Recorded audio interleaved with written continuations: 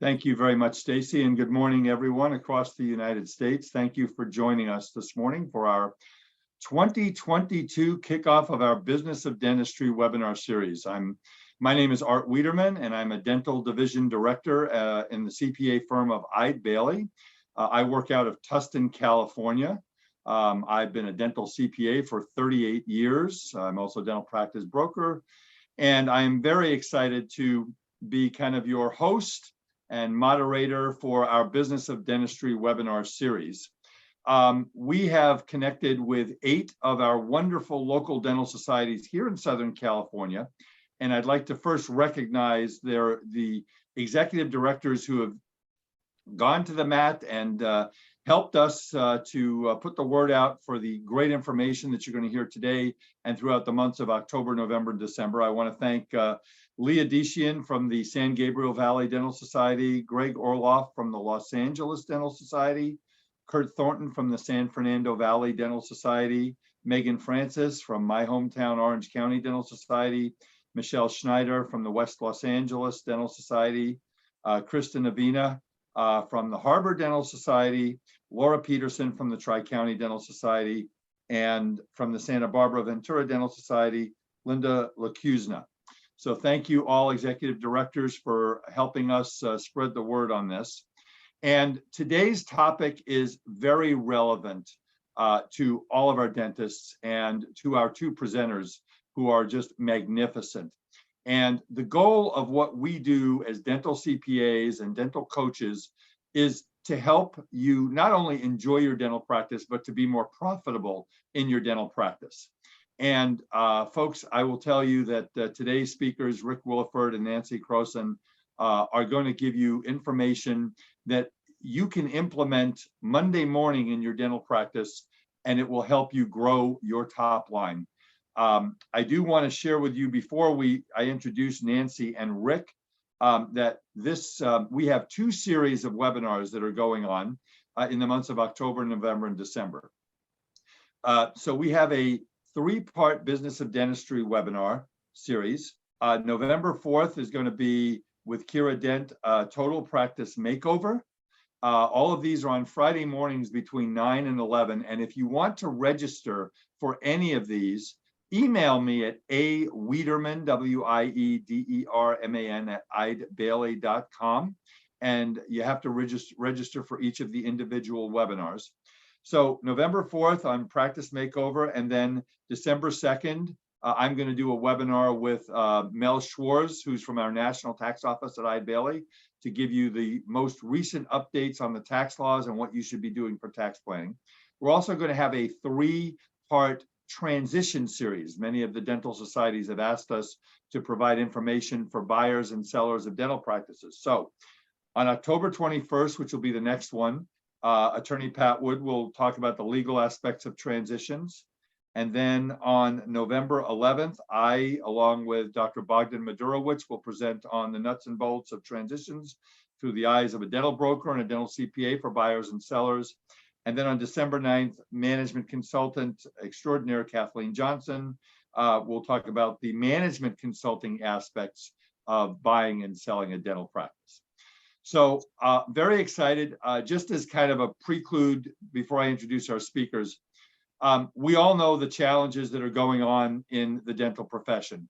The challenges with inflation that is over 8%, the challenges with rising costs, the challenges with finding great team members, and the cost of paying those team members, not only salaries and benefits, and the fact that PPOs are limiting our ability to raise our fees. I mean, imagine if you were running a company like Amazon and you couldn't raise your fees. So we're going to talk about how costs are going up and some of you are not able to raise your fees. And basically what we're talking about today is metrics. And what Rick and Nancy are going to talk to you about today is how you can pull out of your dental practice management software information that will help you increase your top line. It's that simple.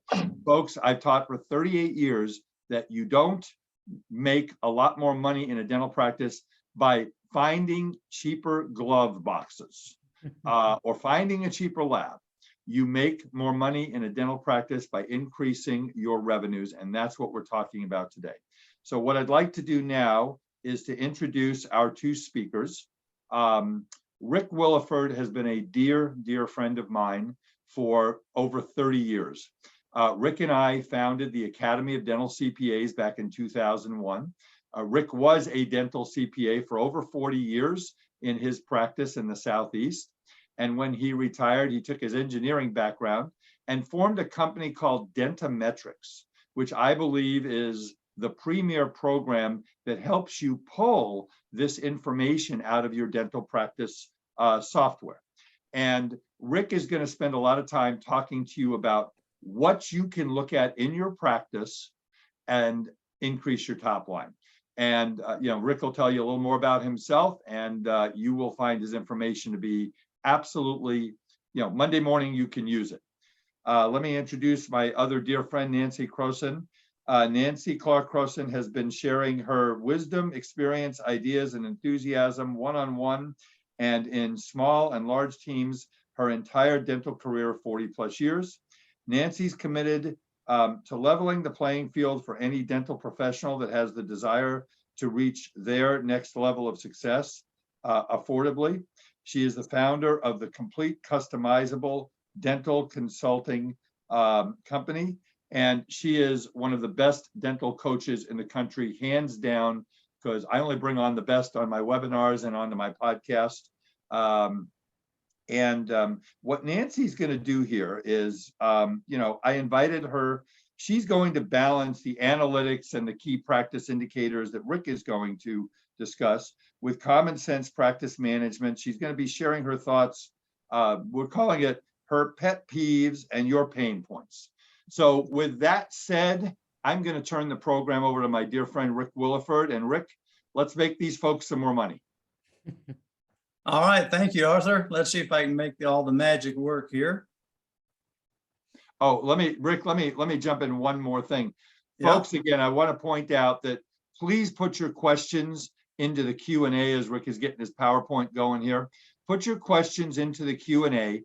I'll be watching them during the meeting, and if we get 2 or 3 or 4 that are the same question, I'll pop in. And I'll pop in with comments here and there, and so we'll look forward to that. All right, good morning. I am Rick Williford. I was a dental CPA for 40 plus years, and I have an electrical engineering degree from Georgia Tech. So it gives us a pretty broad look at understanding the technology of the day and the business side of dentistry. And want to make a few observations. I've taught at a few dental schools over the years, and we've realized that probably 85% of the dentists signed up to be healthcare providers and not bean counters, and that's okay. However, if you find yourself in that camp, and a lot of these numbers don't turn you on, it's incumbent upon you, though, to have a good office manager and or practice administrator and or outside consultant, because we really know many of you just want to know what time it is and not how the watch was made. But somebody in the office, less a consultant maybe, needs to know how to get down in the weeds of how the watch was made so they can give you the information you do need without dragging you through all the details. Something unique about Art and myself and the other members of the ADCPA is that when you think of a CPA, you're probably correct in that you envision our job to try to get your taxable income down as low as possible so we can keep your income tax as low as possible. We're studying your overhead and the expenses, that type of thing. But Art and I and some of the other folks, we were always curious if you came in with books and records showing $1 million worth of revenues, and that kind of dates Art and I. There really were, in the old days, books and records, perhaps you've heard of. It's all computerized now. But you brought us your information if we didn't already have it, and it showed, let's say, $1 million worth of revenue. Well, Art and I were unusual in that we always looked beyond just the overhead and said, where's that $1 million come from? How did you gross that?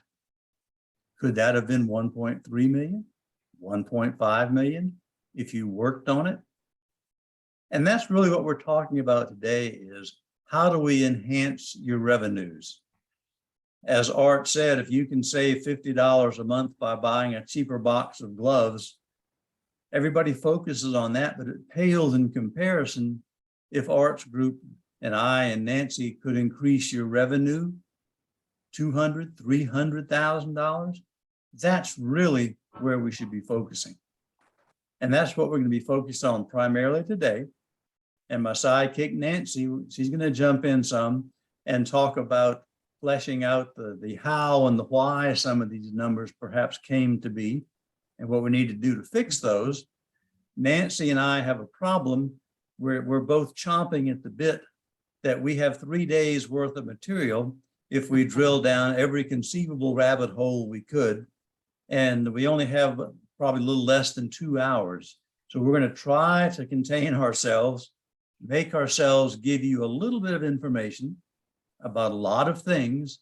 So to pique your curiosity, let you know that there's something in a certain area you can go back to and investigate more. You can certainly follow up with Art or me or Nancy with some questions if we don't get those today and clarify some of that.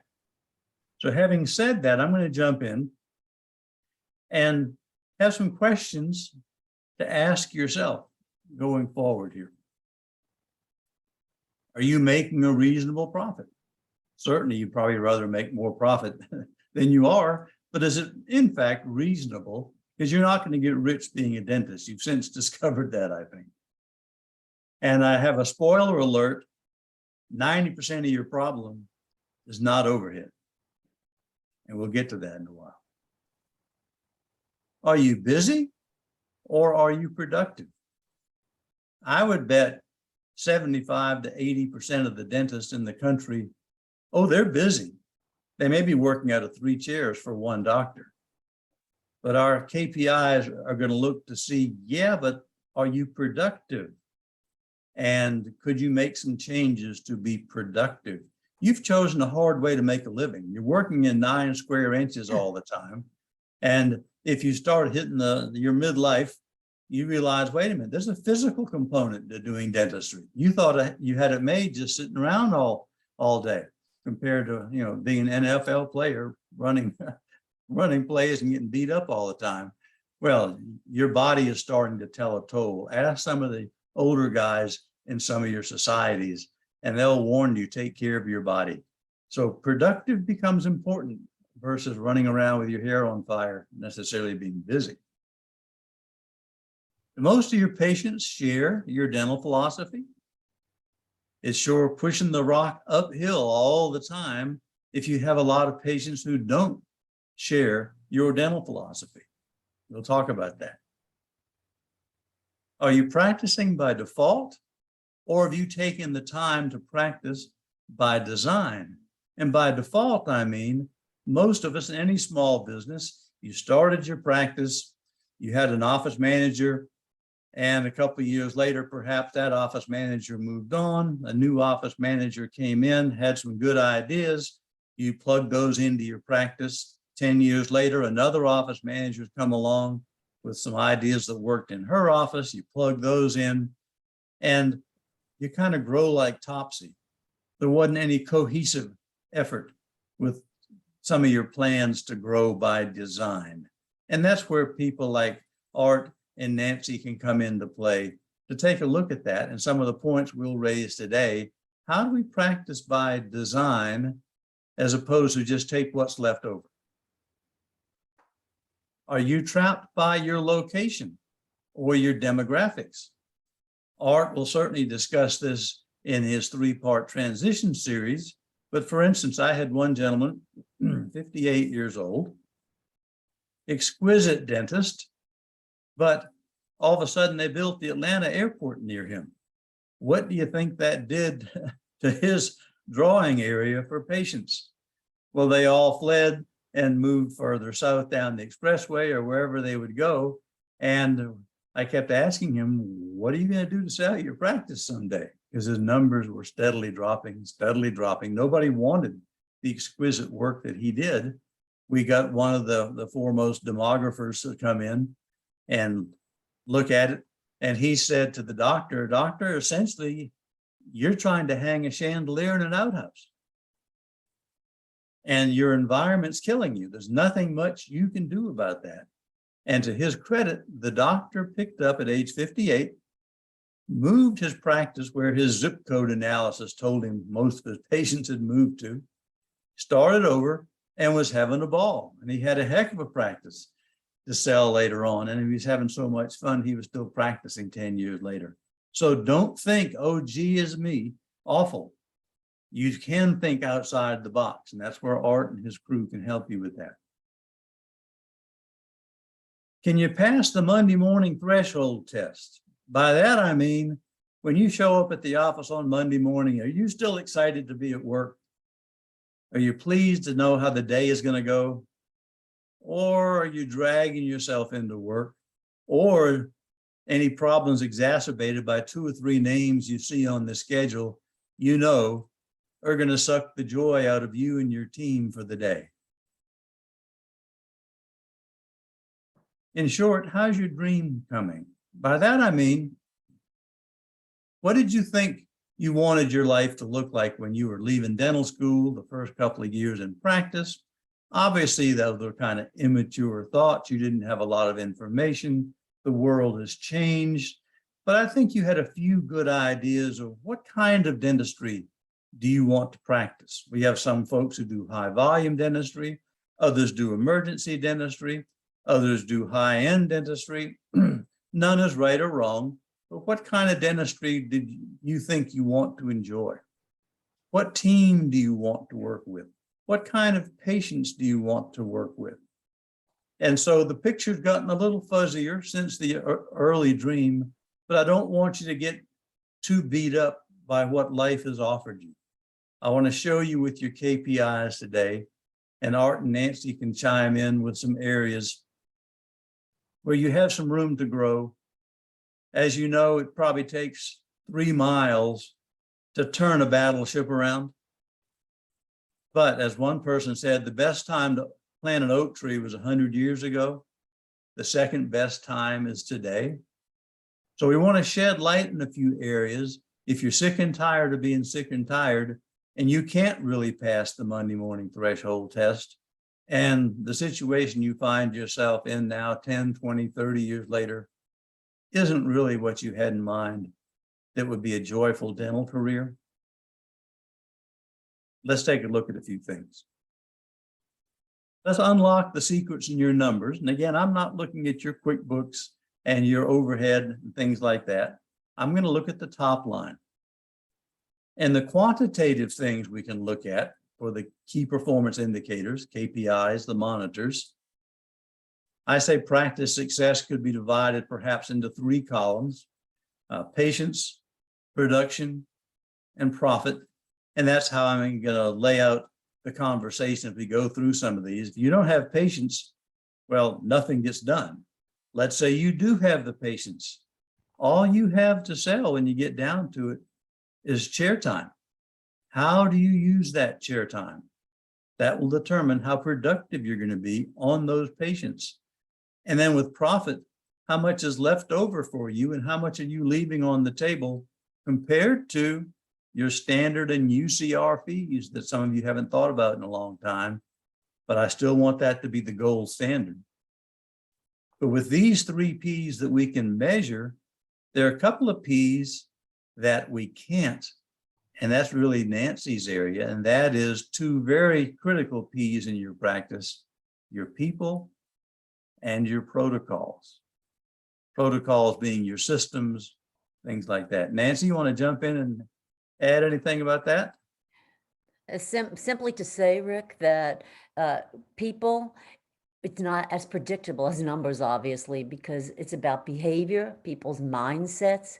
And so that's another ball game that between KPIs, numbers, analytics, and then working on behaviors and mindsets. That's how this will all come together. So it's twofold. Yep. And I tell the doctors, you know, 90% of your assets go home every night. Oh, You better hope they come back the next morning. Of course, you're hoping now if you can get anybody in the next morning, the way the personnel situation is. But we don't want to get myopic and just focus on the numbers. It all boils down to your people and your protocols as well, because they generate the numbers. The people would include, why won't the front talk to the back? What are the various personality styles? Where are the bodies buried? And one of the most important distances in the dental office is the 8 inches between the doctor's ears. So all those kinds of things affect your practice, and you may need some coaching on some of that. But let's jump into our first category called patients. And here's a few points we'll look at. How many true active patients do you have? I want to buy your practice through ART, say. I think I'm going to want to know how many active patients you have, but even more so, what's the vitality of these patients you're telling me? Because really, the vast majority of the value of your practice really is that patient list, right? So people should be looking closely at that. How about your average net patients gained and lost? We all do high fives in the hallway when we get 40 new patients for the month. But we want to peel back the onion a little bit and look a little deeper at that. Once you get them in, what's your retention rate? How many of the patients, specific patients, joined your practice 9 months ago? How many of them are still in your practice? And by in your practice actively, I mean they would have 2 Recare visits. You could get 2 Recare appointments theoretically in 6 months. I know life gets in the way. Somebody may join the practice initially, they're in pain, tooth number 13, you fix it, you get them back in a month or 2, and then you discuss an 0150, getting them in the hygiene schedule, etc. So it may take 9 months to get 2 of them in. And then we're going to talk about one idea of how do you triage potential new patients. So we'll look at all that. The true active patient count. If I come look at your computer, they're going to give me a gazillion patients that are really all the patients you have who are not marked inactive or archived. That's more your total patients of record. Nancy, Art, and I, most folks follow the ADA's standard of counting an active patient as having been in at least once in 18 months. Some of you are more restrictive. You only count folks as active patients who are in the Recare program or who have had 0150. So you keep that in mind as you look at some of the patient numbers I show you. In this case, this is about $1 million practice. This gal's got 983 in the green, truly, quote, active, and that's what we'll mean by active going forward. She's got 702 other patients of record who are inactive. That 702 depends a lot on how good is your team at deactivating or archiving patients. You could have a number out here like 10,000 because you've never gone into that area. right. So just keep in mind what's been your protocol historically, and you may have some folks in here that have been there a long time that really don't mean much. So keep that in mind. But we said if you could reactivate 20% of those 702 patients, that'd be about 140 at $1,122 per patient for this practice. There'd be total additional revenues of $157,000 by reactivating perhaps 20%. If it's only 10%, change your number accordingly. But here's where we could talk later if we have more time at the end of the program. Yeah, but Rick, how would you reactivate those patients? I don't have time to see all the patients I have now, and that in of itself is a comment we'll touch on. So true active patients versus total patients of record. But I'm not finished. Tell me more about the 983 patients. Of those, 364 of those don't have a future appointment. What? I mean, that's about 1/3 of the quote active patients you're trying to sell me don't have a future appointment. Well, it may not be totally as crazy as it sounds. Let's break that down a little bit and say, wait a minute. 84 of those are in the unscheduled appointment list. Broken appointments, wait will call, quick fill if you're in Eaglesoft. So about 84 of those are in that list, and they've only been in that list for 6 months. I'm not going to insult you and go back 20 years. We know what kind of a swamp that is if you look through that list. But just in the last 6 months, you have 84 patients, perhaps at risk. They're floating around out there. 91 have future Recare date due. They are in your Recare program, but they don't have a future appointment. We're going to look at this again in a little while in more detail. At that point, I'm going to ask Nancy to jump in and share some thoughts why that figure is not benign. That's a critical number, but at least these are not strangers to your practice, and you can probably get them in reasonably easily to get on the appointment book. But look at this group. You have 189 patients who have fewer than 3 appointments in the last 18 months. They snuck in by the toenails, and technically they're active patients because they had 1 or 2 appointments. But that sounds like it could have been a lot of one and done emergency visits, things like that. I don't know that I want to pay much for these 189 patients here. So keep that in mind as you take a critical look at your patient count and see what you can reactivate. So if you could reactivate 20% of those patients, that'd be $80,000 right there. We haven't done a lick of marketing yet. Maybe you could get a local college kid, high school kid even, to come in an afternoon or 2 a week and quote, dial for dollars and just get people on the phone. You may not have the team to do that, and then quickly turn them over to somebody in the office if there's a clinical question, that type of thing. Okay. Hey, Rick, let me jump in. I just want to, can you go back to the last slide for a sec? Yep.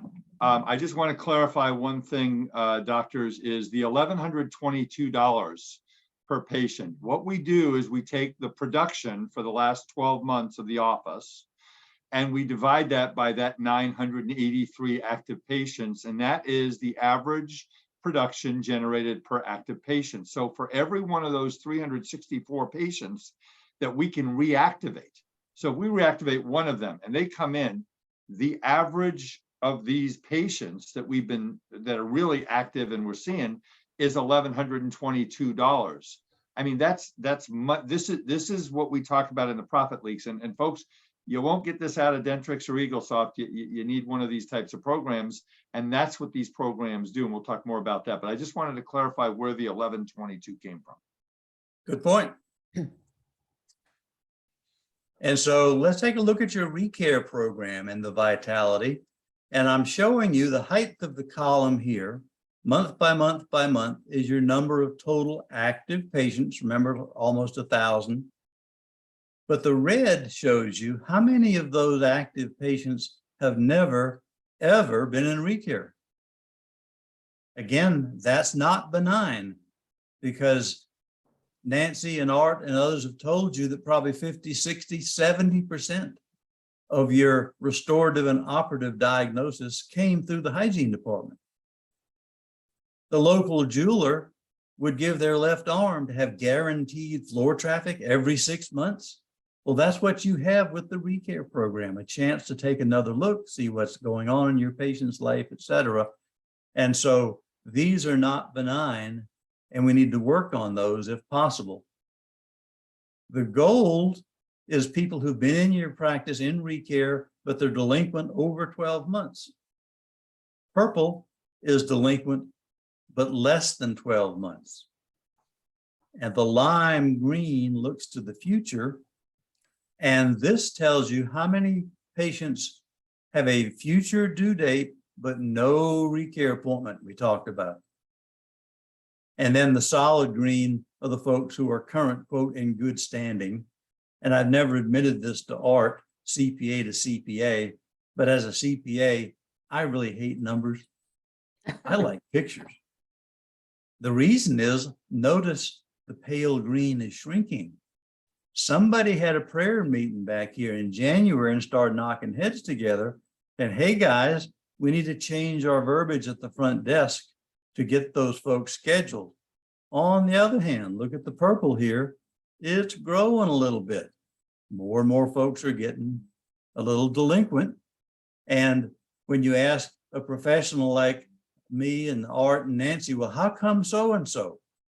Our smart answer always begins with, well, it depends. We need more information.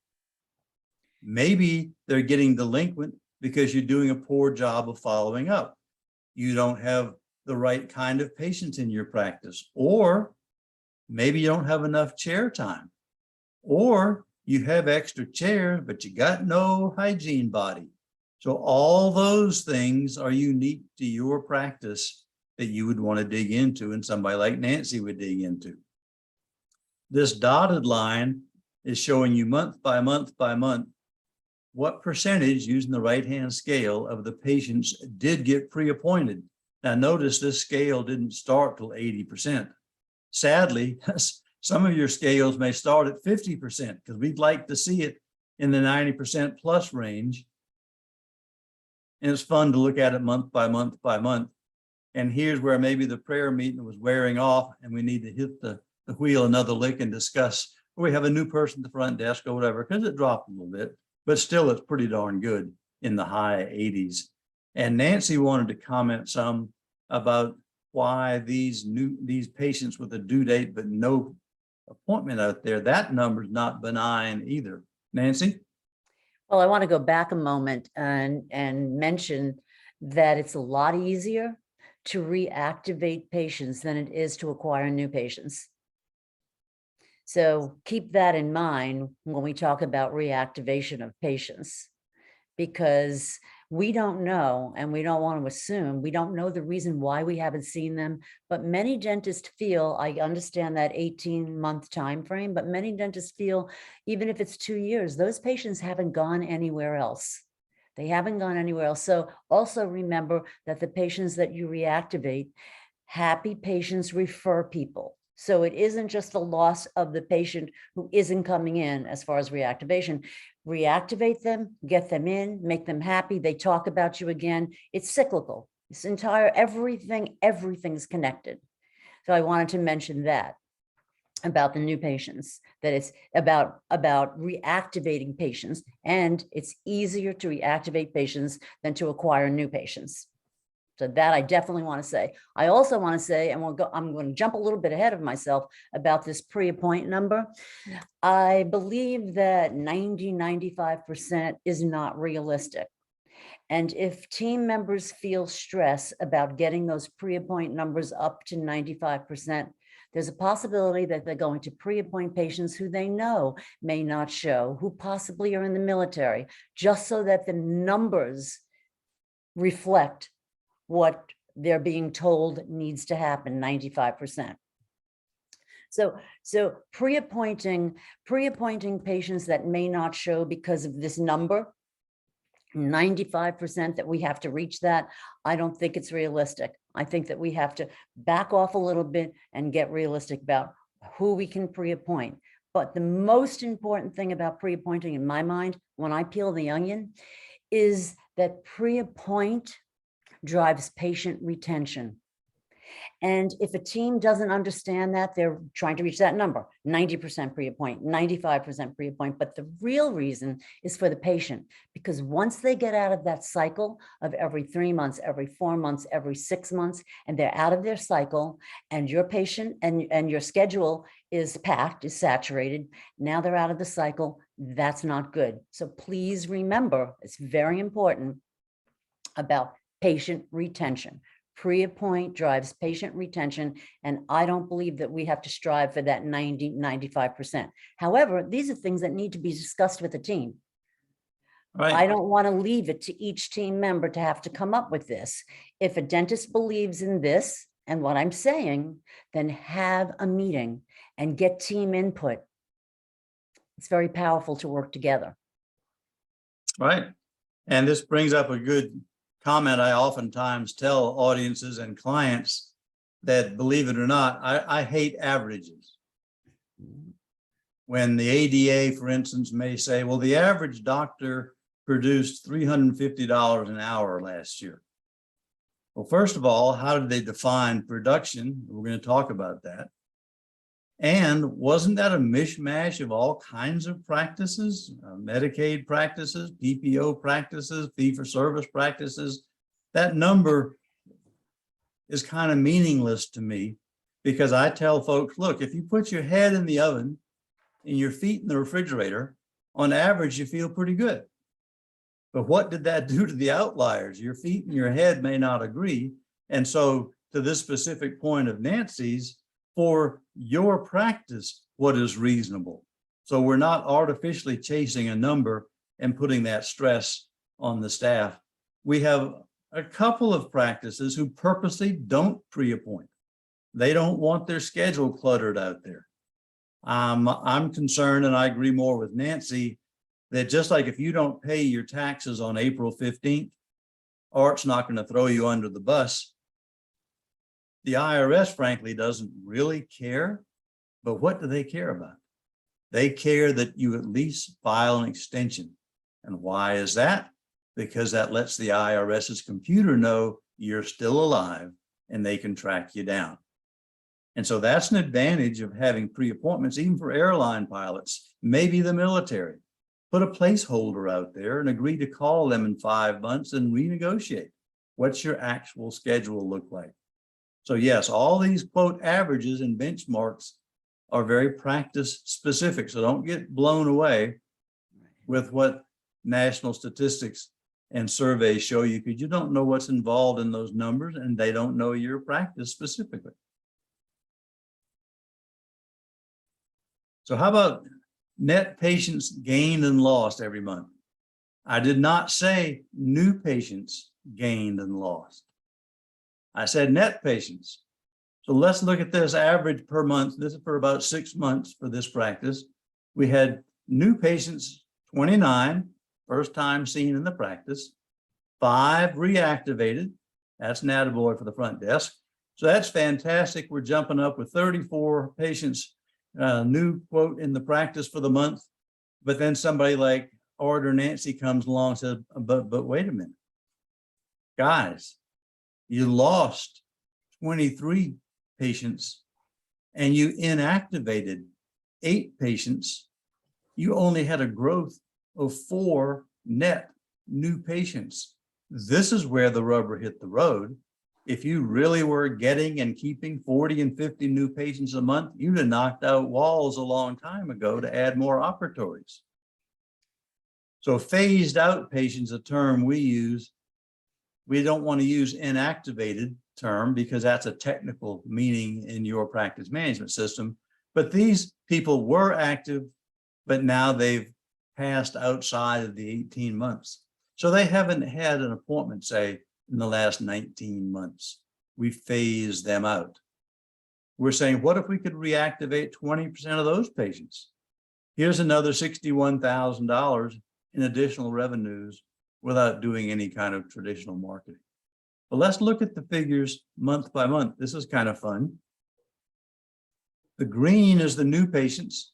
The blue is the reactivated. So we like that. But then we have the orange gold down here is where the practice is officially inactivated or archive some patients.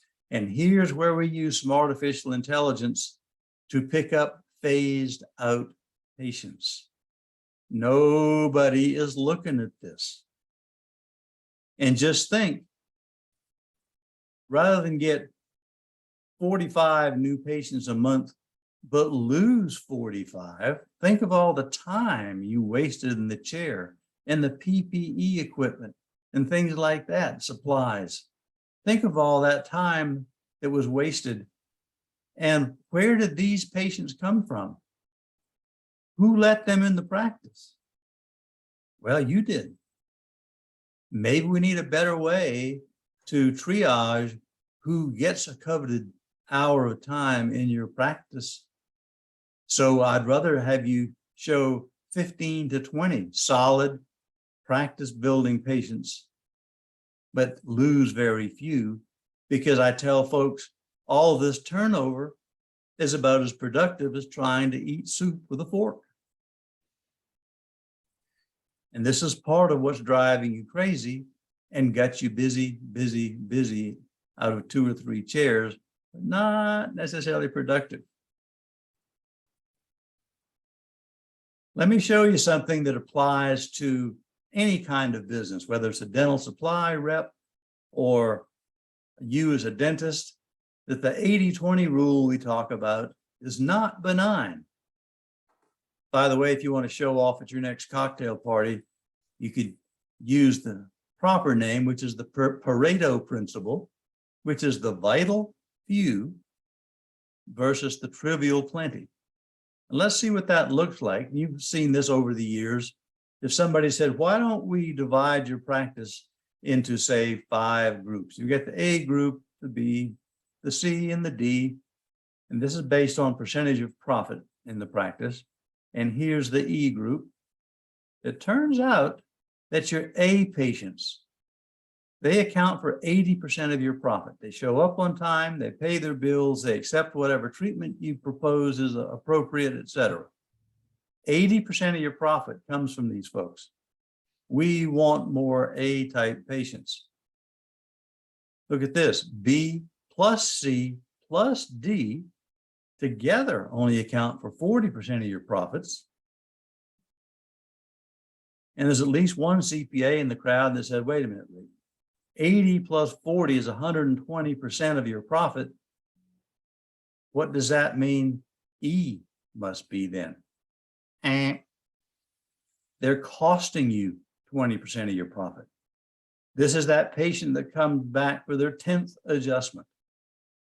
The patient just through attitude ruins the feel of the office. This in our accounting profession, this would be, I hope none of you that are on the webinar today, these would be folks who never got the work to us on time, or it wasn't complete, or it wasn't accurate, and all that kind of stuff. Nancy has the same when she requests information from her clients compared to the A patient. And we actually had a problem in our office many years ago where we had an A patient who hadn't made any special requests for years, but they were at a closing of their house and they realized, oops, we need a document at the last minute. They called us. We were busy, our staff, working to death on trying to keep one of these E patients happy. And we almost lost an A patient because we did not have time. Fortunately, we scrambled and realized the error in our ways, but that's what you've got to choose. I want you loving on these A patients because they're 80% of your profit. That's the 80-20 rule. A is 6 times more likely to buy what you're selling, your dentistry, than B even. So this is not benign to have a bunch of these folks in here. I was at one of the supply group's national meetings and gave a presentation to their sales force. And I told them to look at their list of dentists, who they're driving around to once in a while. They know you buy from supplier A and they work for supplier B, but for 20 years, they've stopped by your office once in a while just to see if you might switch suppliers to them at supplier B. And I asked them, how much time have you wasted doing that you could have been spent loving on your client in the A category? I said, I want you to go home and chop off the bottom 20% of that list. It's eating you alive, wasting your time, adding stress and not giving you any profit. And I would suggest, and this makes Nancy want to throw up, I think you should seriously look at, it'd be ideal, if you could get rid of over time, 20% of your patients. Slow it down a little bit so we can be more productive. How about new patients? Did you have a comment there, Arthur? Yeah, Rick, I wanted to jump in. I want to ask both of you. So we're talking about in the prior slides, getting some of these patients who have not been in the last 18 months, the 23 that we lost. And we go to the front office and someone's watching this webinar Monday morning, they're going, so, okay, Susie at the front desk, you need to call all these patients. And Susie says, doctor, I'm so overwhelmed with everything else I have to do, I don't have time. So maybe some suggestions about how do we get these patients reactivated? Do we bring in a high school person, a college person dollar for dollars? Do we change the job description? Maybe some ideas on that? It certainly could be. I don't know if we have time right now to drill deeper. Let's save that question for the end. Just Okay, you want to say that for the end? Great. I would like to jump in Okay. and talk about these 20% of patients, or however many they are. If the team doesn't know who they are, if there's chaos and there's no order and there's no systems, then maybe they will spend their energy on patients who this 20%, okay, who are costing you money. So again, this is about communication, bringing the team together and knowing who the patients are. We still need to do the right thing formally. We still need to contact them, tell them when their recall is due. As far as the energy spent, I couldn't agree with you more. On the 80% of the A patients, that's where we spend it. However, can we have a meeting? Can we have a meeting so we're all on the same page? Team calibration. That's how I feel about this. Oh, when daughter Kate and I first heard this 80-20 rule at a CPA meeting, goodness, 15 or 20 years ago, we came back and talking to the staff, they knew who the E category was. And That's a great right. cheer went up when we said, okay, there's 5 folks we're going to encourage to let them shine their light elsewhere. And they'd been telling us for years, Ms. McGillicuddy, you know, she's horrible. She wastes our time. She's mean. We'd say, Yeah. that doesn't sound like her. She loves on us all the time. Yeah, but you're the boss. So listen, just like back to Nancy's comment on pre-appointing, use some judgment. There's some revenues you don't want. We can call that an outpatient policy, Rick. There you go. Those patients There you need go. to get That's out. good. That's good. That's good, Art. And you know, Rick, you're saying that they know who they are. So that's a general statement. We have a huge turnover in team members these days. So that to me is too vague. They know who they are. Yes, some know who they are. Some know who others are. But can we pull this together so we can all know what we're dealing with? At least if they know to focus on it, that's part of the battle. And Exactly. they all going to have some pet names to throw on the table immediately, I believe. Yep. And it shows you're supporting the staff. We're listening to you. Yeah, she brings me cookies and she babysits my kids, but she's a real drain on the practice. Okay. Yep. So thoughts about new patients. Ideally, perfect world, you'd like patients who share your clinical philosophy and would accept your treatment, keep their appointments, pay their bills. That's kind of basic. They want to be a lifetime part of your patient family, not that 40 new patients a month come in, 40 patients leave. That to me is, again, eating soup with the fork. Yes, you're busy, but you're worn out at the end of the day and nobody's having fun. We want patients ideally who are wowed by you enough to be enthusiastic referral sources to send in more of those category A patients. And that's worth working on all this some. Yeah. Let me hop down here for a second. What about the retention and recare rate? We have stats we track on that. I mentioned the 9-month recare or retention. We look back 18 months and see what % of those patients are still there. What % of the patients who have a due date this month have a recare appointment? Not just this month, but maybe next month, next month, next month. Life gets in the way, but they get credit for that. And so that's a whole other slide we can talk about. How do we close the back door? And Rick, I'd like to jump in here on your first bullet. Share your clinical philosophy and accept treatment. You want patients who share that. Well, I'd like to suggest that it's very important for team members to know the dentist philosophy. It's got to start there, because the team members are representing you either on the phone with patients. And so can the dentist make sure that they have shared their philosophy with the team?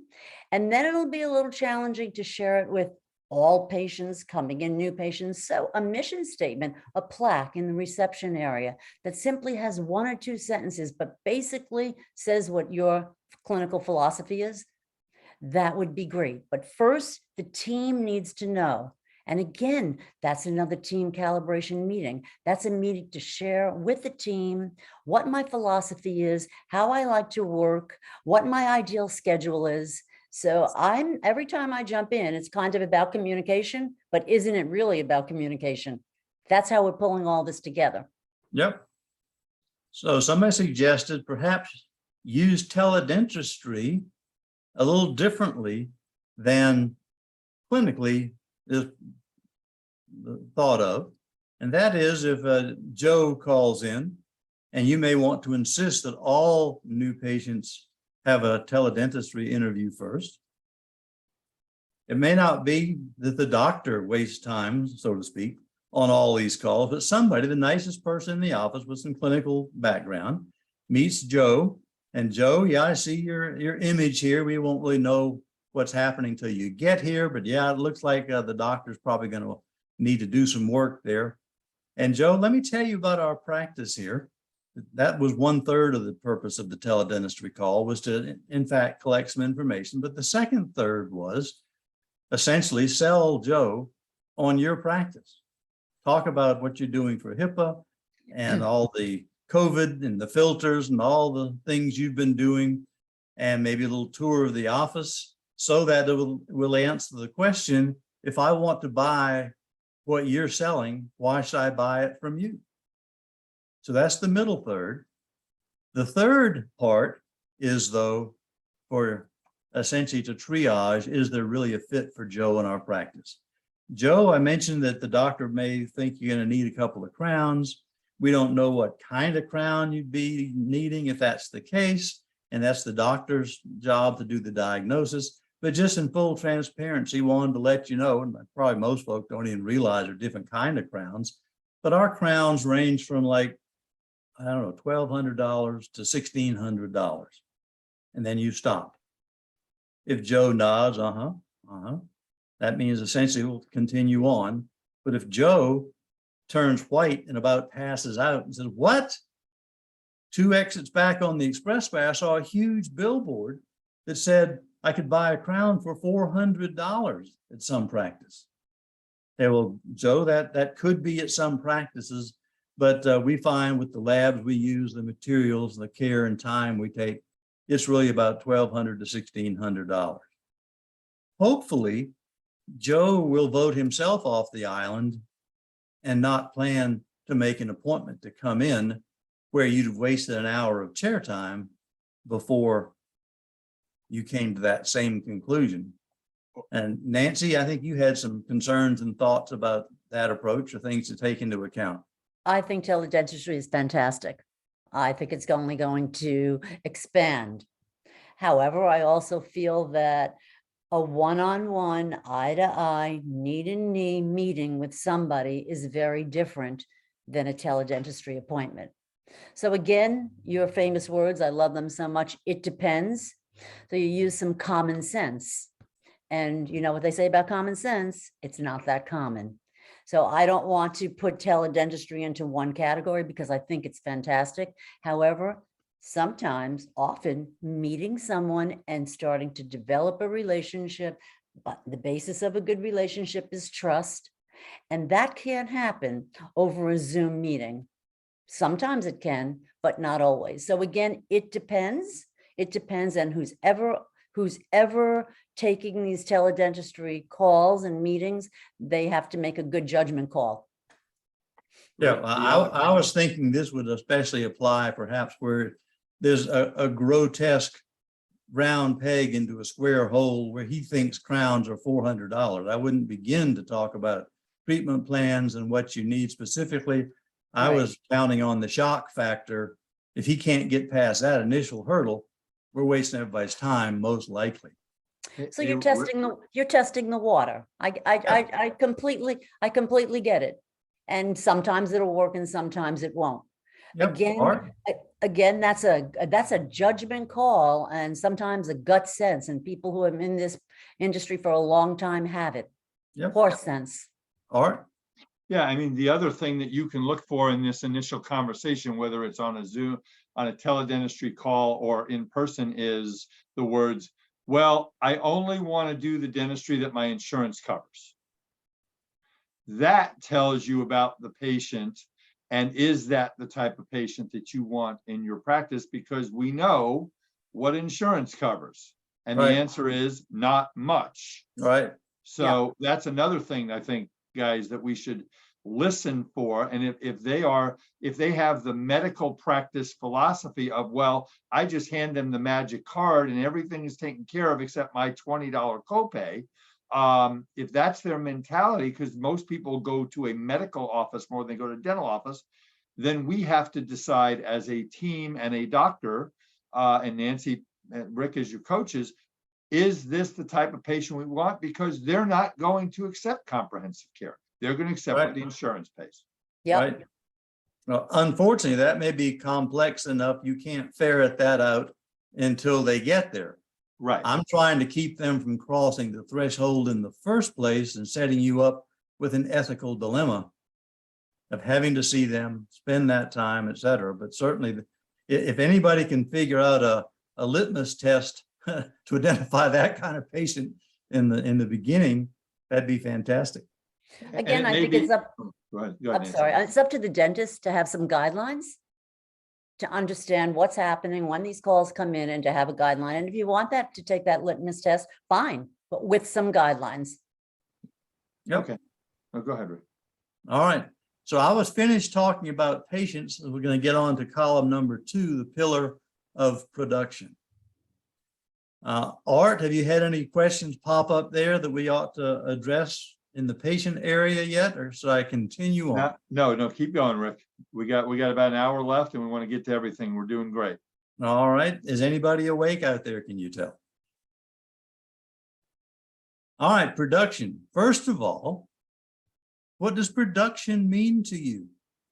In your office, it has a certain meaning, but when I try to compare you with the folks in your study club or national quote averages that I hate, how did everybody else use the term production? Remember in the old days, we used to have gross and net. That was easy enough 30 years ago. But then came the PPOs, and you've got now a mishmash. So you could still post UCR standard fees to your patients, and an awful lot still do, but as of several years ago, at least the software, Dentrix, Eaglesoft, Open Dental, et cetera, did not require you to continue to do that because, they wised up to the fact that, hey, I know what your standard fee is for that crown, and that's what I'll send off to Delta for you. We didn't have to make you post it to the patient, and a lot of guys prefer not to for some reason. It saves certainly on some bookkeeping. Could be a political issue, avoid some discussion, whatever. But that's one way to measure production.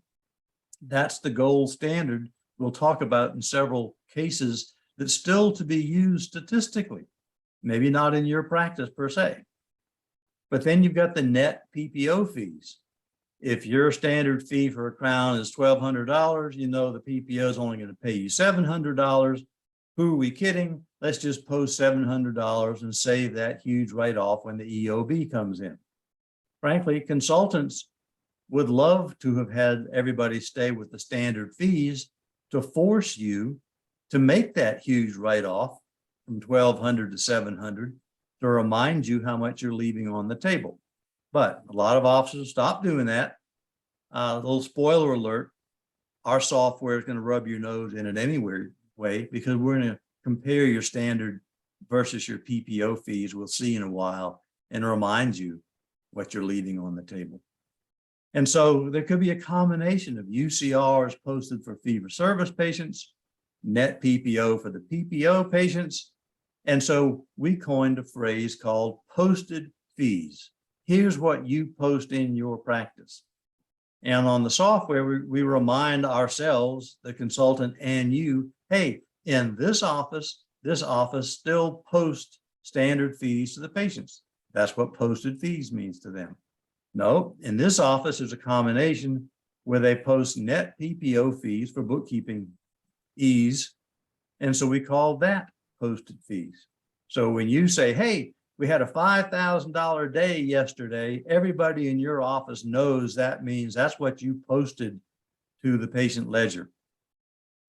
That does not tell us, can we compare that to the guy in the study club who had $8,000 yesterday because he measures it at UCR standard fees. So internally, postage fine. We work with that a lot. But at the big picture, when we're trying to compare with other practices, et cetera, we've got to all use the same rules and stick with standard fee. If you can't collect the difference between standard fee and the posted fee or the net collectible, that's a different issue to talk about. And that's maybe the way it is in your practice because you have a lot of PPOs or whatever. And of course, then we have the net collectible, which would be the net production after the insurance write-offs, et cetera, and after the friends and family, good preacher discounts and stuff like that, to get to net collectible. What can we hold the business office responsible to collect? And maybe you hear the typical 98% collection ratio thrown around, as they collected 98% of the net collectible. Let's look at this practice year to date through 6 months, and let's look at their posted production per day, per hour, per visit. We're going to get to in a moment. You got one doctor, two hygienists. Year to date, the doctors produced, posted 382,000. That's 69% of the total production of the office. While we're here, that's a typical breakdown for a GP that a consultant would like to see. Maybe 70% restorative and operative from the doctor, 25, 30% from the hygiene department. But we had one practice, Virginia Beach. She had 15% hygiene, not 30%. So we were starting to wring our hands and discuss how we could get that up. Say, wait a minute, Rick, you don't understand. My hygiene department's doing fine. And we could tell, looking at the per hour, et cetera, they were in fact doing fine. It's just the doctor was knocking it out of the park because she does $30,000 and $40,000 cases. So mathematically, the poor hygiene department can't keep up in the traditional statistical sense. That's another reason why I hate averages. In her case, we changed the goal to read 15%. For her, that was appropriate. And the practice manager or the practice management consultant would know that about this practice. So per day, $4,400 for the doctor, $1,600 for two hygienists. Per hour, looking pretty darn good, $584, $214. So it looks like doctors doing pretty well per hour, but again, you can't take this to the study club and compare. How many hours are in your day compared to Dr. Smith's down the hall? You may be doing 6 or 7 or 8 productive hours a day. He may be doing 10-hour days. And per hour, this is impacted by how many chairs do you work out of compared to Dr. Smith down the hall? Are you working out of 3 chairs or 1? And so these numbers are good internally for you and somebody like Nancy. We'll set our goal at $580 per hour, $4,500 per day, and that's our benchmark. But for goodness sakes, don't dare compare that to your study club or any numbers the ADA puts out, because they've got the same problem. And so the gold standard really that stretches across all borders, this doctor's working out of 3 chairs. Look at the doctor's production per visit, $187 per visit. Ouch. That's what you really need to be looking at and swapping stories with your study club and get that number. This is probably net PPO fees. I would like to see this as a hypothetical. What is your production per visit using standard fees? That way, everybody in the study club is using the same rules. Now, again, if you have a lot of PPOs, you may have a problem collecting that kind of money, and we'll look at that in a minute, whereas a fee for service would collect exactly that. But notice the hygienist, $226 per visit. That's pretty strong. But the doctor's is pretty weak, and she's running around in 3 chairs, a lot of volume, eating a lot of soup. So does that make sense? Really, you should be focusing on per visit if you want to look externally to other offices. This is your little secret and your benchmark, but don't compare that to other folks. But that's what you're sending in if the ADA asks for a survey. And that's why we get such a mishmash. Let's look at your procedure mix. You've got the patient in the chair for an hour. What do you do in that hour on average? This is showing us month by month by month. The height of the column is showing the total dollars produced. Too bad we can't have March come around 12 times a year, it looks like. A fantastic month. But this is showing us production. We have this for each provider. So you don't have to look at a production by procedure code by provider report. Instead, we lump them together into broad categories of red is crown and bridge, indirect procedures. This is composites and fillings, the gold. The green is hygiene preventive. We don't put exams in there. Most practices don't, 95% don't, since exams really are a diagnostic procedure. A few do. And if you do, you just change your goals a little bit to reflect that. You may decide to compensate a hygienist based on that or whatever floats your boat there. And then blue up here, this little sliver is the perio. And we'll look at that in a few minutes. And the silver down here, the gray, is everything else. But these are your four core areas that we'd like to look at. And an advantage of having these procedure groups, we can define these and not be stuck with what the ADA said in their 12 categories. So in crown and bridge, for instance, it's not just the 2000s, 2740s, 50s, et cetera. This also includes the 6000 code for implant supported crowns. So a consultant might not care so much what kind of crowns are you doing, just are you doing your share of crowns? And frankly, this looks a little imbalanced. Most consultants would like to see this crown area possibly being maybe a third to 40% of the total production of the office, and the fillings be flip-flopped and be much less. And as an outsider, me, Art, and Nancy, the consultant, we can't tell the doctor he's not doing enough crowns. He is the doctor. Well, we can say, doctor, you're the diagnostician, you're the dentist, you're the professional. I can simply tell you, based upon a lot of practices we looked at, that your numbers aren't where a typical office might be, and see if he's open to have a conversation. Let's look at the core groups. Those perio is 16% of the total hygiene production itself, not total production of the office, but the blue averages 16% of the total. Hygiene is red, green plus blue. 16% is pretty darn good. If Nancy walks into a practice that hasn't had any hygiene consulting, she's not surprised to see perios down around 4 or 5%. Hygienists would love it if that could be 25, maybe 30% of all of your hygiene is perio related. Scaling and root planing, 4910s, things like that. This person I know has had a consultant come in and they're working on it. They started out back around 7 or 8%. So this is a work in progress. And so 16% is pretty respectable for them. But that's a number that you'll want to look at, because supervised neglect is probably the largest area of litigation in dentistry.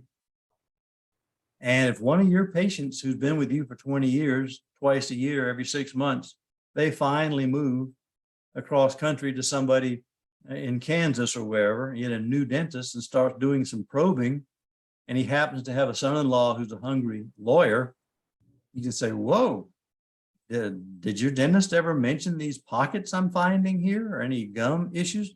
No, he never mentioned it to me, and I've been going to him for 20 years, every 6 months. Do you think it'd be easy for the plaintiff's attorney to subpoena 20 years worth of x-rays that might even document supervised neglect? This is not an area for these folks to argue they've got clean water, none of their patients have any perio issues. If they don't, document it. But otherwise, you could be cruising for a bruising. Nancy, any thoughts there? Yeah, I'd like to jump in on that. risk management is so important, and we live in a litigious society. So yes, supervised neglect, also missed diagnosis, and then to go even one step further is a late diagnosis, all reasons, okay, to sue. So I was really surprised to read recently that it wasn't just a misdiagnosis or supervised neglect, it was a late diagnosis. And in the case of perio, I'm not a dentist, but in the case of perio, the difference between being right on top of pocket depth and letting it go for a year or two, or keep watching it, are we watching it to watch it get worse? But my point here is that late diagnosis is super important. And we have to think about that all the time. It's another reason, okay, for suing a dentist. Okay. So procedure mix, what are you doing on the patient with the time that you have at hand? Are you doing a lot of buccal pit amalgams? Are you doing a lot of restorative? Are you doing a lot of implants? Your call. Okay, I'm going to move on to case acceptance. I don't know where we keep hearing this, that the average case acceptance was 37% a couple of years ago. Now it's 41%. You already know my opinion of averages. First of all, how is that defined? Is that based upon the dollars presented and accepted, or the number of cases presented versus accepted? I think Nancy thinks that's probably more like the number of cases, but we don't know. And over what time frame? They give them a week, a month. We do something with artificial intelligence to create virtual treatment plans, because 80% of the offices, till they get a consultant in there, don't seem to be using their case acceptance or treatment planning module. And so what we do is we don't really care what yesterday's case acceptance was, or even case acceptance for the month. That could be too short a time frame. As a CPA, we don't really care what yesterday's dental overhead was. Well, you bought 4 months worth of composite material a while back. And so a day is too short a window. Even the month, I like to look at either a 3-month moving average or a year to date, a longer time frame. So what we do with case acceptance is, if you're not keeping it yourself, and we still do this, we go back and look 4 months ago and see what was diagnosed, presented 4 months ago. Because you got Billy Bob in the chair yesterday, and you diagnosed a $10,000 need. What are the chances Billy Bob's going to jump up and say, well, heck yes, let's do that? I think Billy Bob's probably going to go home, look at his checkbook, probably drive by the Bass Pro Shop and look at the bass boat one more time. And maybe in a month or two, he'll allow us how, yep, that makes sense. And so that's why we don't look at too short a window. We go back 4 months, see what was diagnosed. We look at that specific cohort of cases and track just those to see what was accepted in February or March or April or May, if we're now in May. But I think probably 85% of your cases, 90% maybe, that will get accepted over that time frame. And we think that gives you a better number to track over time. Is it totally precise? No, it could be off plus or minus 5%. But if we use the same algorithm each month and plot that month by month by month, looking for change, people like Art and Nancy can see, hey, is our case acceptance going up or is it going down? Have you made some changes, etc.? And so here is a case acceptance for this gal. And if we look at the number of cases, she was actually at 74%, and her goal was 85%. 74% feels a whole lot better than that 41%. That just seems like such a drastically low figure if it's based on counts. But we also do look at acceptance by dollars, 33% by dollars. And we said, let's go for a goal based on dollars of 40%. And for your specific practice, a consultant like Nancy would sit down and decide what's feasible for you But the practice one time we saw had, by numbers, it was 90%, and by dollar amounts, it was almost 90%. And so we were fussing that gal in Virginia, says, how come your case acceptance by dollars is only 25%? And again, the answer is, it depends. And she says, Rick, I would rather collect 25%, or rather sell 25% of a $30,000 case than 90% of a buccal pit amalgam case. So these numbers, again, vary tremendously based upon what are you selling? Are you trying to sell Invisalign to everybody in your practice? Well, your acceptance by dollars might be low, but you might be very pleased with that number. In fact, in this case, she presents the average case of 954, and the average accepted is 582. And we do look at the outstanding treatment plans within the last 12 months. And I said, this isn't a really big practice. Again, we don't insult you and go back 20 years. We said, these are what were presented in the last 12 months, still outstanding, about $528,000. And I feel sure Nancy is chomping at the bit to say something. Well, I'm going to ask you whether you want me to jump in here, because this is one of my top pet peeves about following up on decline treatment. So if you're going there on another slide, that's where I'll jump in. Nope, I'm saying go ahead and jump for a minute. So my pet peeves, besides lack of leadership and lack of communication, it's following up on decline treatment. And is there a system for that?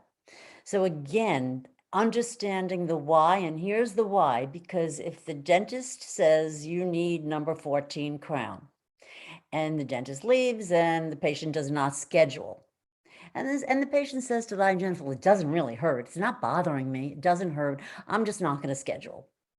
And they leave, they don't schedule. And then we have no follow-up in our office. We haven't called. We haven't said, this is important. We're thinking about you, nothing. And the patient comes back in 6 months and they get to say to themselves, this is all nonverbal, gee, I was right. It wasn't bothering me. Instead of, and it wasn't important. I mean, that's the most important thing here. It was suggested that I have a crown, and obviously it wasn't that important.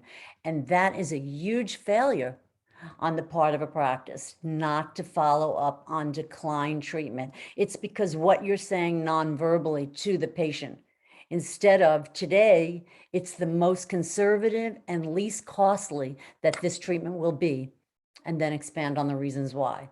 So that is something that I can speak about forever, and I won't, but it's super important. Don't you think, Rick? Don't you think? That's right. That's right. So here's the hook, and we're moving on. All right. Pillar number 3 was profit. Now, I don't mean profit the way you would looking at your QuickBooks and things like that. I'm meaning, how successful are you at getting your revenue, collecting what you produce as close to the UCR standard fees as possible? I'll say some more about that in a second. On overhead, we're going to talk about that in a moment. I told you in the beginning, spoiler alert, 90% of your problem is not overhead. A lot of it has to do with how are you measuring overhead. There's 2 ways to do it. Both are correct, but just like that posted fee business, it matters whether you're looking at internal comparisons or external. We'll talk about both of those. 90%. So how much is being left on the table for this gal? 6 months in, she got fee for service, PPO fees.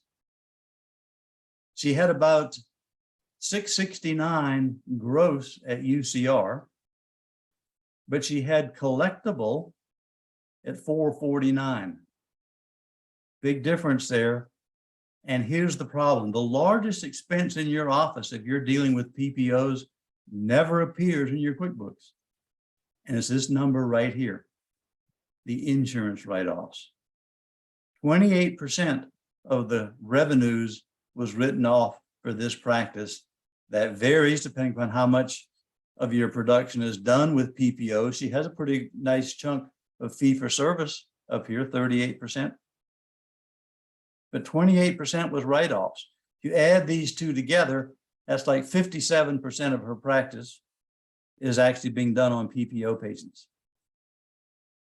And so this number should make you mad. And it's not just that number. The problem of being in PPOs isn't limited just to the reduction in reimbursement. If you're into PPOs much, you probably have an extra staff person up front just to deal with the cast of humanity that she's got to schedule, reschedule, rebook, etc. You may even have one more chair than you need to see the volume of people that's coming through. You've got the stress. You may have a lot of E category folks that won't, in fact, accept your treatment if it's not covered by their $1,000 insurance or whatever. And so there's all those kind of intangibles, including you arguing all the time with some 18-year-old clerk at Blue Cross who's always challenging your treatment plans. So the dollar amount is just the surface. But that's huge enough in 6 months to get my attention. Art, were you going to say something? Yeah, Rick, so I'm very passionate about this, and I'm going to tell you what I'm seeing. Number one, the average discount on PPO fees, if you go across the board, is about 38 to 42%. And I don't know any business that can survive. I mean, if you went to Ralph's Groceries, if you went to General Motors and said, listen, you look at your overhead, but you have to sell your cars at a 40% discount from what you see to make a profit, you can't stay alive. And what I'm seeing, and I'm not suggesting, doctors, that Monday morning you go in and just go out of network with every plan. That's Armageddon. That's that's Russian roulette. That's suicide. You don't do that. It takes a long time, and Nancy, I'm sure, would be chomping at the bit to comment about that. I am seeing, especially after the pandemic, and especially after costs going up, and the ADA put out a statistic the other day. Marco Vudicic's group does a great job. The average dental non-doctor wage, non-hygiene wage is about $31 an hour nationwide. In California, we know it's higher. So, we have to look at, doctors, is it time to consider changing your relationship with insurance? That's all I want to bring up here is, and I'm very passionate. Nancy, do you have an opinion on that? Yeah, I think that PPOs being the evil companies, I think it's out there, and I think that eventually that's the ideal situation, is to reduce or eliminate PPOs. And I think that you use a template, start with a company that you don't have a lot of patients with and they pay poorly. So start there and remove yourself and get your whole system set up, use it as a template, what letters go out to the patients, how to remove yourself from these PPOs. And that's where I think you ought to start. Realistically, what else can you do today to battle that? But yes, should we remove ourselves from these companies that are eating us alive? Absolutely. And we ought to do it. We ought to do it methodically and use some common sense about it. And not to feel badly. For me, I don't want dentists to feel badly that, oh, I have to leave them all right away. Yeah, you probably do. And it doesn't have to be right away. Systematically, methodically, create a system to leave one at a time.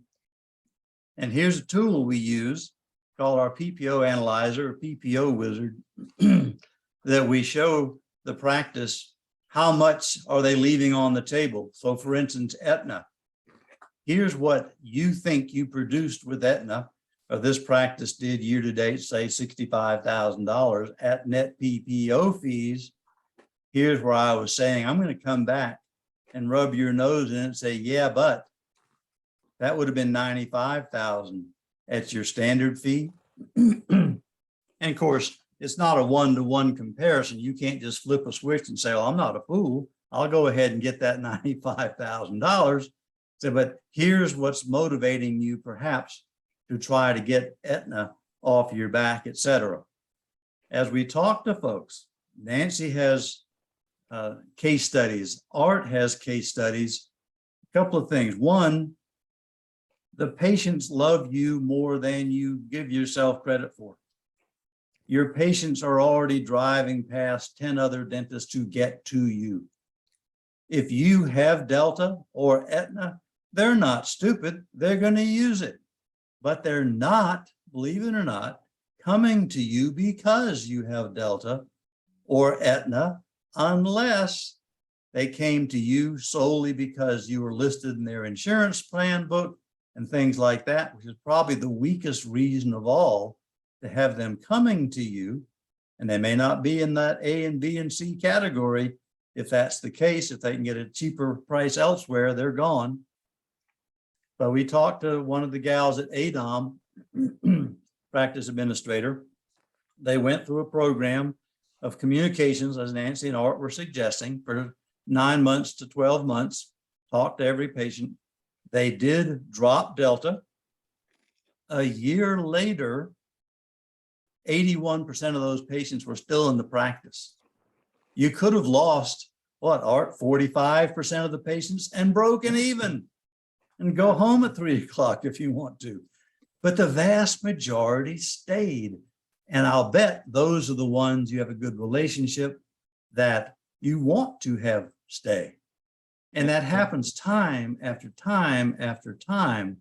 And so please deal with Art and Nancy and whomever else to, get yourself extricated, not just for the financial difference, but also for all the stress factors. Back to, how's the dream coming? Back in dental school, I use a term in my practice, in my life. My life is a math problem. If I'm discounting fees by 40% and I go out of network and I lose 40% of those patients, and if you do it right, you won't lose 40%. If you work with someone like Rick and Nancy and me, you won't lose 40%.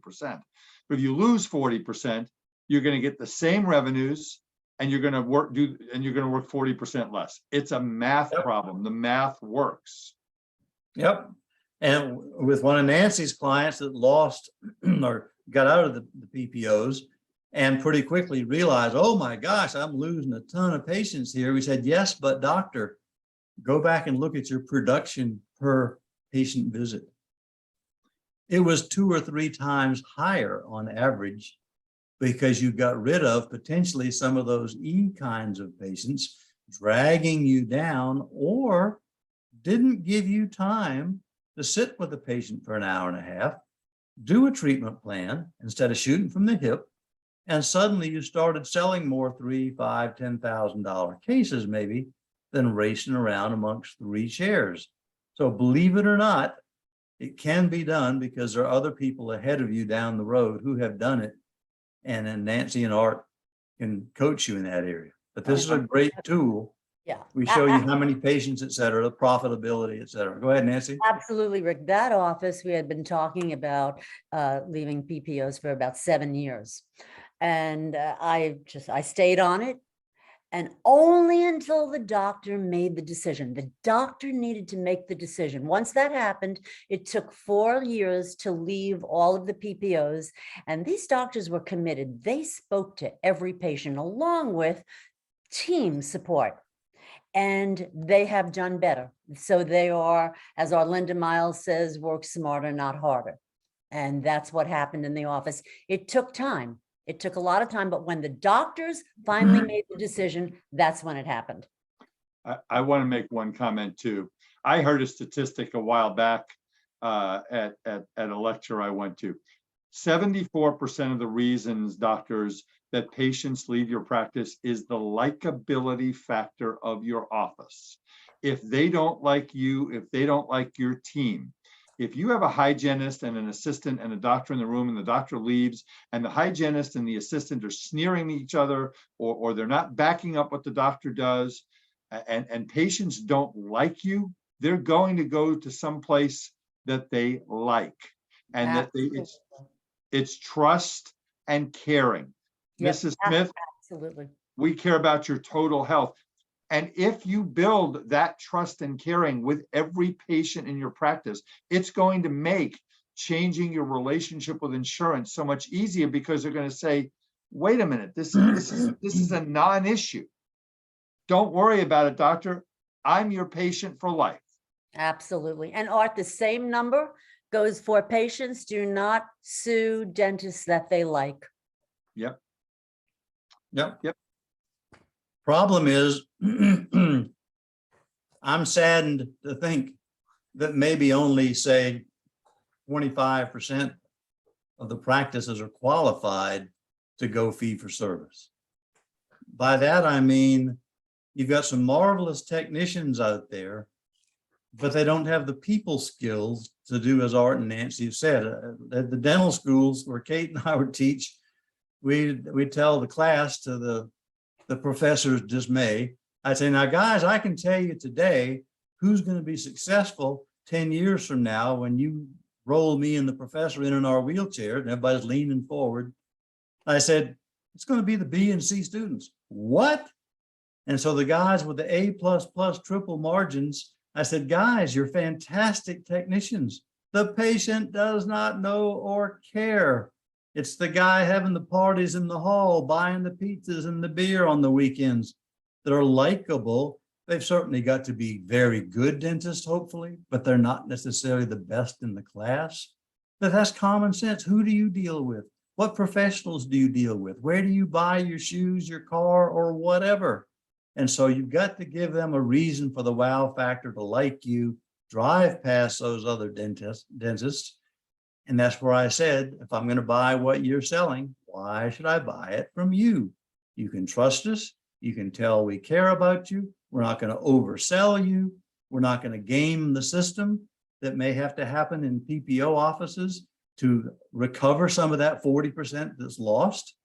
And so you have to have a good heart to heart with some folks outside to help coach you through perhaps this process. And Rick, I want to, you had said 25% of the doctors, many of the doctors may not have the ability. I don't want to leave these folks without hope.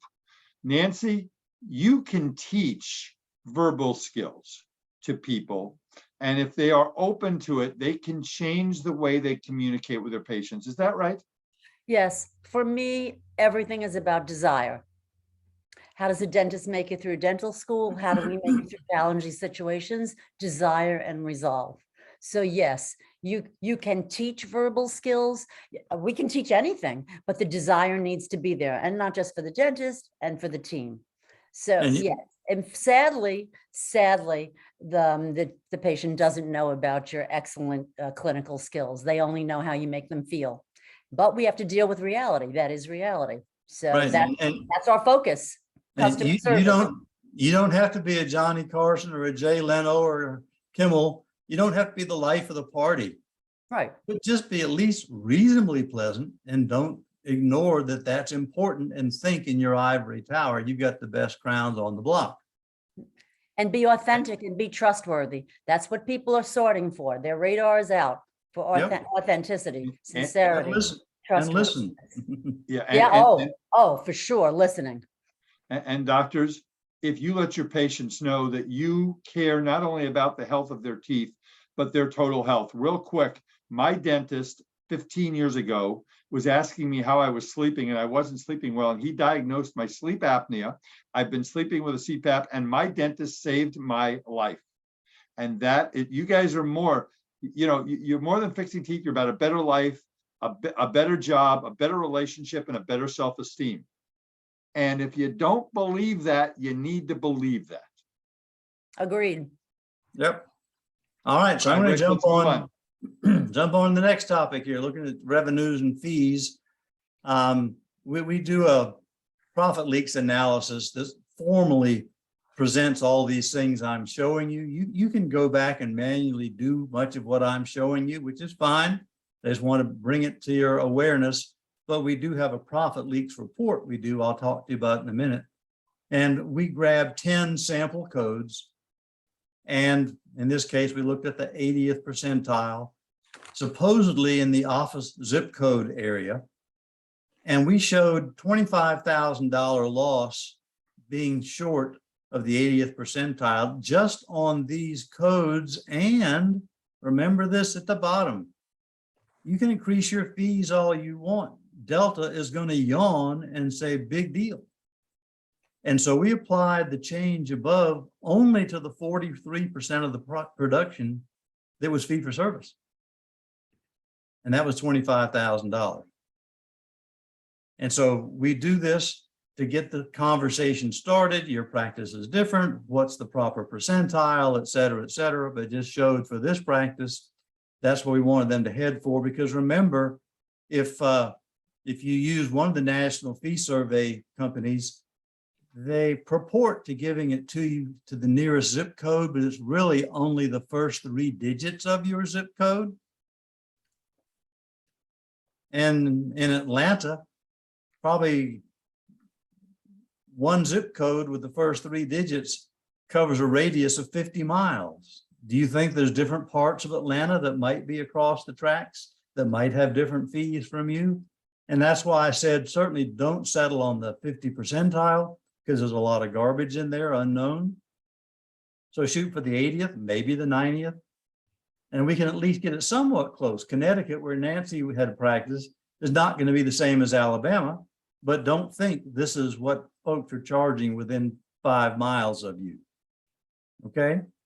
Yes. Overhead, okay.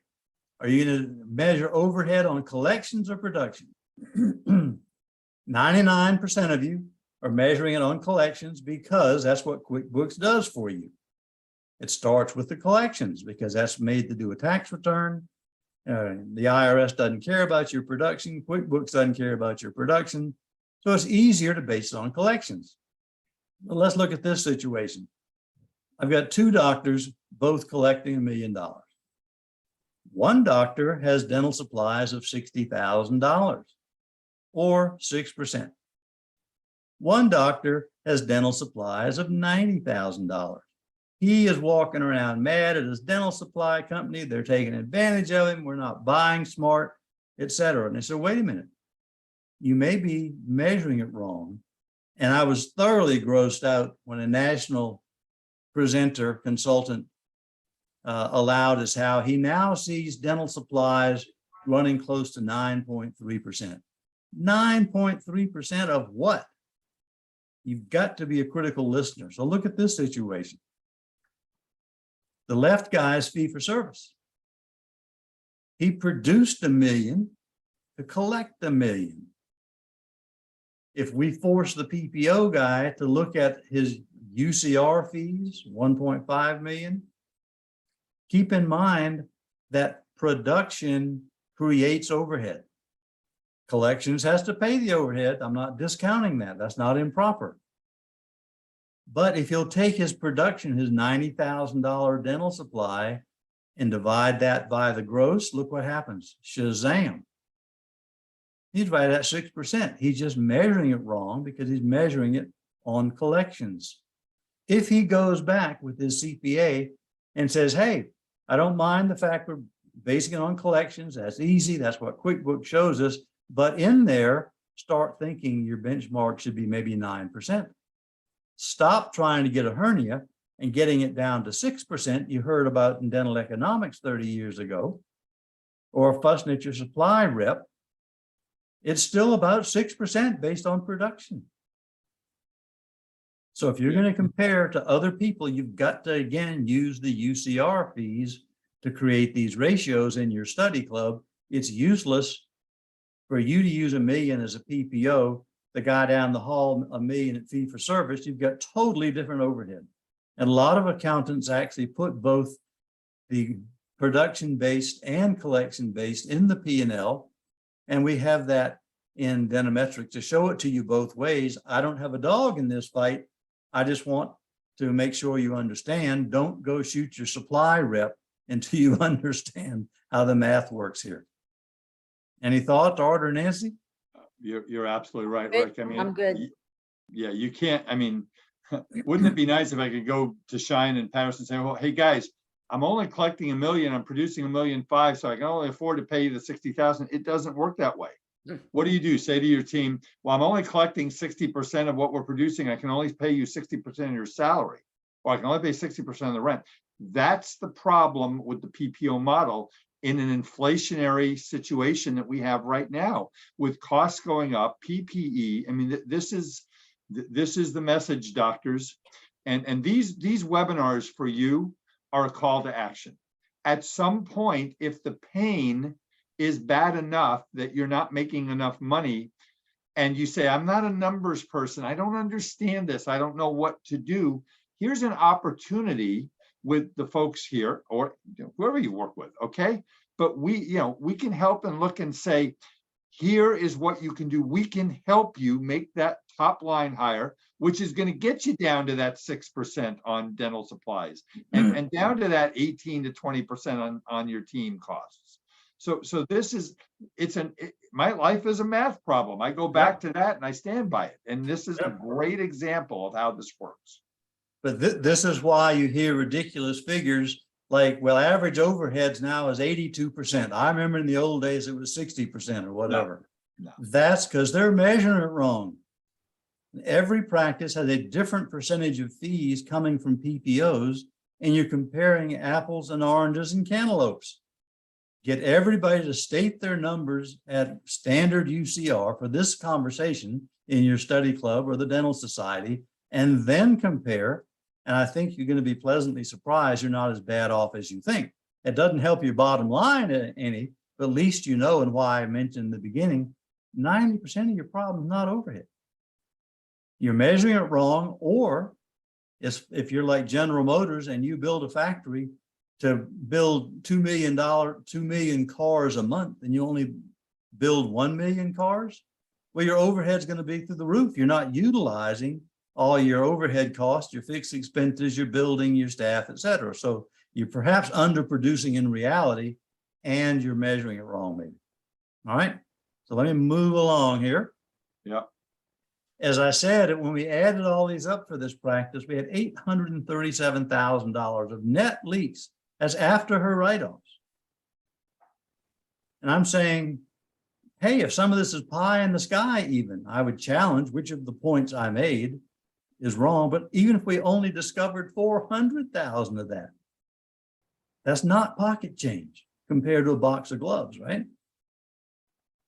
And so I'm going to offer for folks, and I'll put this on the screen again in a few minutes, that we'll do a complimentary profit leaks for any of you that send a request through the end of next Wednesday. So we give you 4 or 5 days here. If you'd like a complimentary profit leaks on your practice, it would look like this.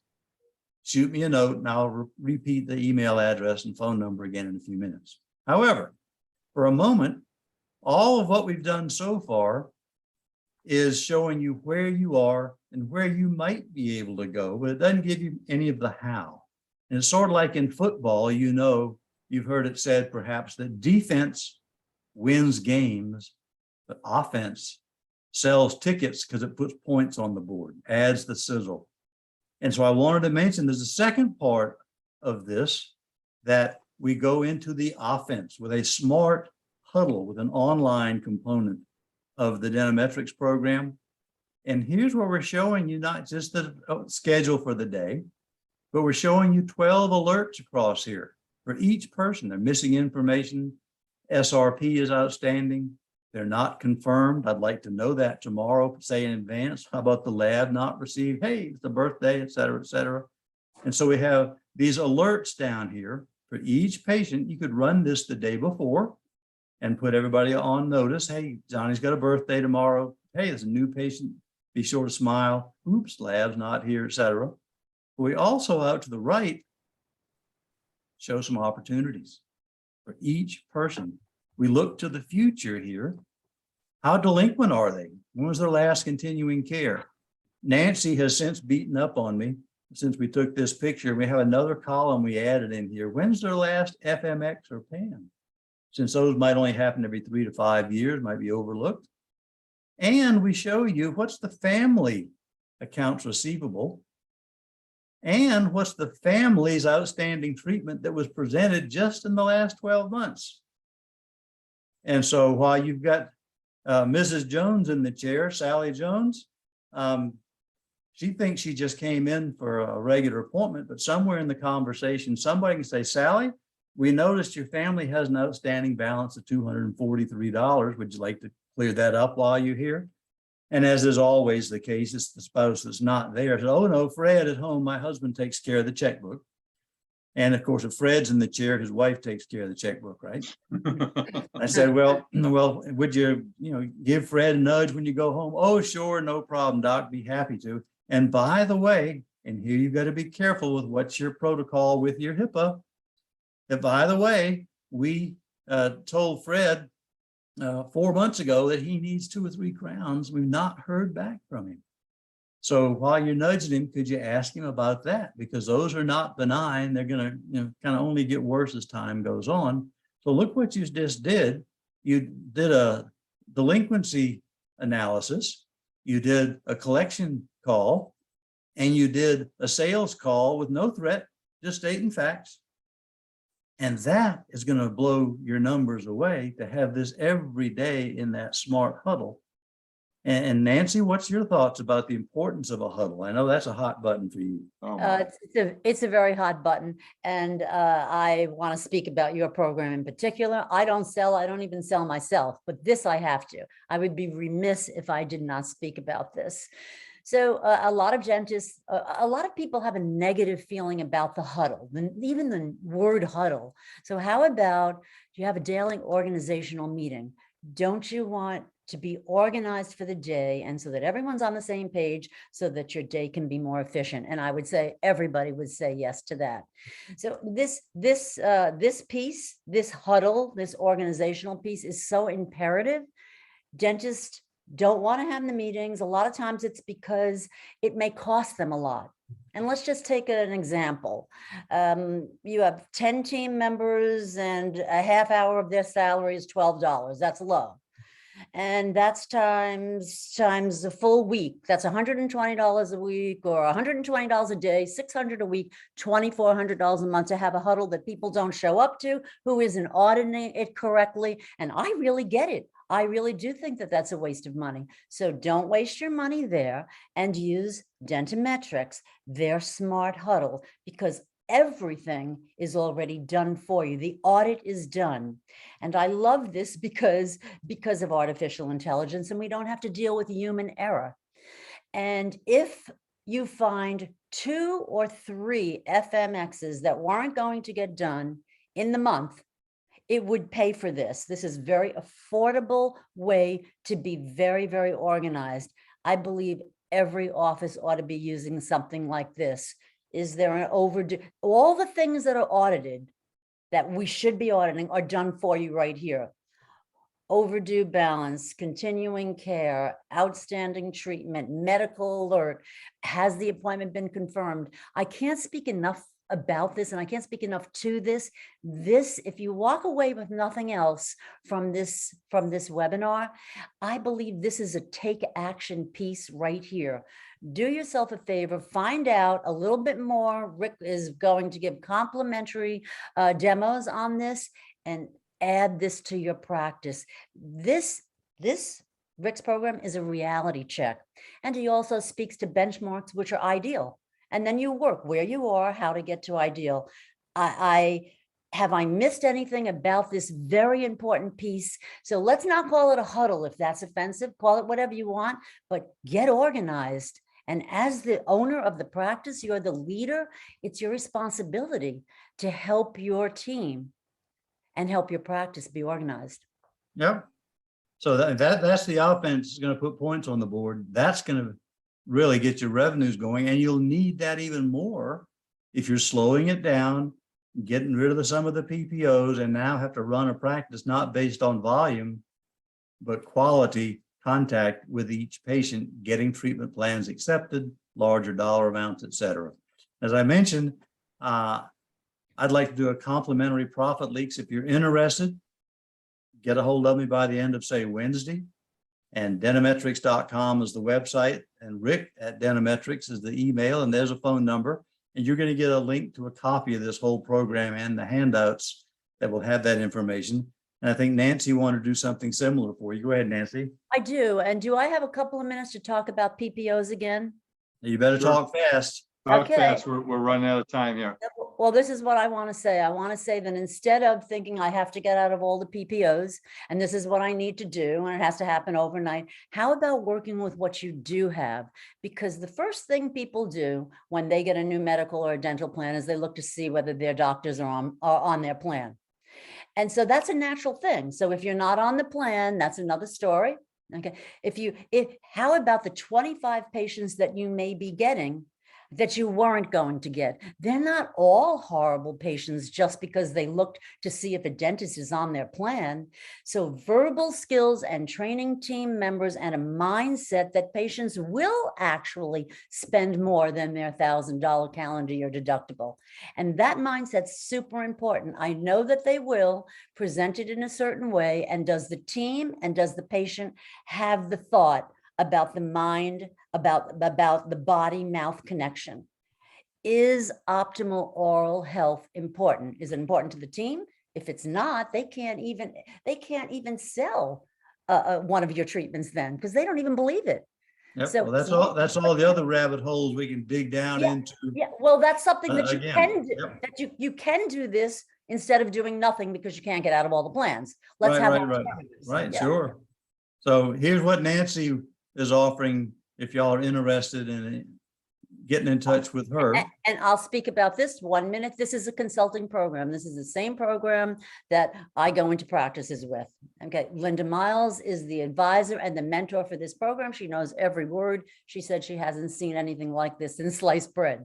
So this is a customizable consulting program that is $19.95, and 50% off for the 48 hours should you decide to get it for $9.95. And this is how you bring organizational excellence into your practice. Yep. Rick, is that okay? Yeah. So I'll just jump in here because we're about. Are you done, Rick? I'm done. Well, folks, I want to again say thank you for the honor of and the privilege of your time today. Those of you who have watched this live, and those of you who will watch this on demand, remember that if you've registered for the program and you want to watch it again, there's something you caught. We can certainly. It's going to be on Bailey's YouTube channel. If your CPA is not talking to you the way I talk to my clients, the way which is about the stuff we've covered in the last 2 hours, send me an email, give me a call. My number is 657-279-3243. I do consulting for doctors. I have worked with Rick Williford's program. We had a story of a doctor in the Midwest I did this on, and their front office swore that they reappointed 95% of their patients. And Rick said, no, you reappoint 55. We got rid of the front office. We got a new front office, and their revenues went up. I think it was about 30 grand a month over the next 2 years. And it was, this is, and again, doctors, these webinars are a call to action. I'm going to say it again. If you are feeling pain, you don't have enough to retire, put your kids through college, pay your bills, take a vacation, you feel like every patient, you have to sell everything you can because you got to pay your overhead. It's in the profit leaks, it's in the reports, it's in the revenues. And folks, an additional $1 of revenues found through a profit leaks report has zero overhead connected to it. It's 100% in your pocket. So I want to encourage you, again, I hope this has been great information for you today. We're looking forward to providing more great information to you in the coming, webinars in October, November, December. I want to thank you, Rick and Nancy, for your time and your expertise and your passion for the dental profession. We're here to help. Whether you work with us, you work with who, do something to make your practice better Monday morning.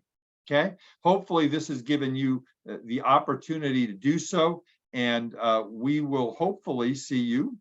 Please note that in order to come to the future webinars, the next one we have is the legal aspects of transitions on October 21st, and then total practice makeover on November 4th.